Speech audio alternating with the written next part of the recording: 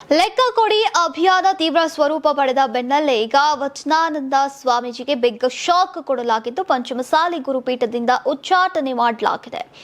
ಗುರುಪೀಠದಲ್ಲಿ ನಡೆದಂತಹ ಧರ್ಮದರ್ಶಿ ಸಭೆಯಲ್ಲಿ ಈ ನಿರ್ಧಾರವನ್ನ ಕೈಗೊಳ್ಳಲಾಗಿದ್ದು ಒಟ್ಟು 15 ಜನ ಇರುವಂತಹ ಧರ್ಮದರ್ಶಿ ಸಮಿತಿ ಸಭೆಯಲ್ಲಿ 12 ಜನ ಈ ನಿರ್ಧಾರಕ್ಕೆ ಸಹಮತವನ್ನ ಸೂಚಿಸಿದ್ದಾರೆ ಅಂತ ಧರ್ಮದರ್ಶಿ ಸಮಿತಿ ಸದಸ್ಯರಾದಂತಹ ಬಸವರಾಜ್ ತಿಂಡೂರ್ ಹಾಗೂ ಬಾವಿ ಬೆಟ್ಟಪ್ಪ ತಿಳಿಸಿದ್ದಾರೆ. ಇನ್ನು ಧರ್ಮದರ್ಶಿ ಸಮಿತಿಯ ನಿರ್ಧಾರದ ಬಗ್ಗೆ ಸಂಸ್ಥಾಪಕ ಟ್ರಸ್ಟಿ ಎಚ್.ಪಿ. ಬಸವರಾಜ್ ಕಿಡಿಕಾರಿದ್ದಾರೆ.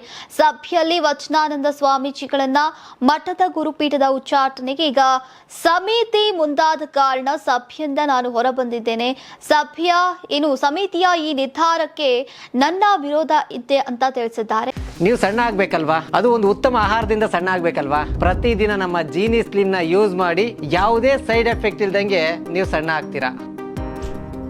ಇನ್ನು ಸಭೆ ಕರೆಯುವ 7 ದಿನ ಮೊದಲು ಧರ್ಮದರ್ಶಿ ಸಮಿತಿ ಸದಸ್ಯರಿಗೆ ನೋಟಿಸ್ ಅನ್ನ ಕೊಡಬೇಕು. ಆದ್ರೆ ತಡರಾತ್ರಿ ಬಂದು ಸ್ವಾಮೀಜಿಗಳ ಇರುವಂತಹ ಮಠದ ಬಾಗಿಲಿಗೆ ನೋಟಿಸ್ ಅನ್ನ ಅಂಟಿಸಿ ಹೋಗಿದ್ದಾರೆ. ಜೊತೆಗೆ ಸ್ವಾಮೀಜಿ ವಿರುದ್ಧ ಇರುವಂತಹ ಆರೋಪ ಪಟ್ಟಿ ಕೊಡಬೇಕು. ಇದ್ಯಾವುದನ್ನ ಮಾಡದೆ ಧರ್ಮದರ್ಶಿ ಸಮಿತಿ ಸಭೆ ನಡೆಸಿದೆ ಅಂತ ಆರೋಪವು ಸದ್ಯ ಕೇಳಿ ಬಂದಿದೆ.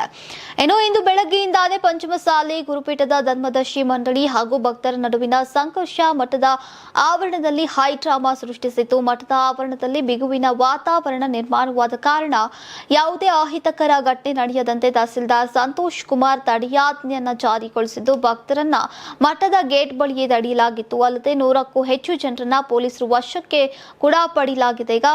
ಇನ್ನು ಹರಿಹರದ ಪಂಚಮಸಾಲಿ ಪೀಠದ ನಾನಾ ಅಭಿವೃದ್ಧಿ ಕಾಮಗಾರಿಗಳಿಗೆ ಸರ್ಕಾರ ನೀಡಿದಂತಹ ಅನುದಾನದಲ್ಲಿ ಈಗ 3 ಕೋಟಿಗೂ ಅಧಿಕ ಅವ್ಯವಹಾರ ನಡೆದಿದ್ದು ಈ ಕುರಿತು ಉನ್ನತ ಮಟ್ಟದ ತನಿಖೆ ನಡೆಸಬೇಕು ಅಂತ ಆಗ್ರಹ ವ್ಯಕ್ತವಾಗಿತ್ತು. ಕಳೆದ ಕೆಲ ತಿಂಗಳುಗಳಿಂದ ಗುರುಪೀಠದ ಆವರಣದಲ್ಲಿ ಭಕ್ತರು ಲೆಕ್ಕ ಕೊಡಿ ಚಳುವಳಿಯನ್ನ ನಡೆಸ್ತಾ ಇದ್ರು.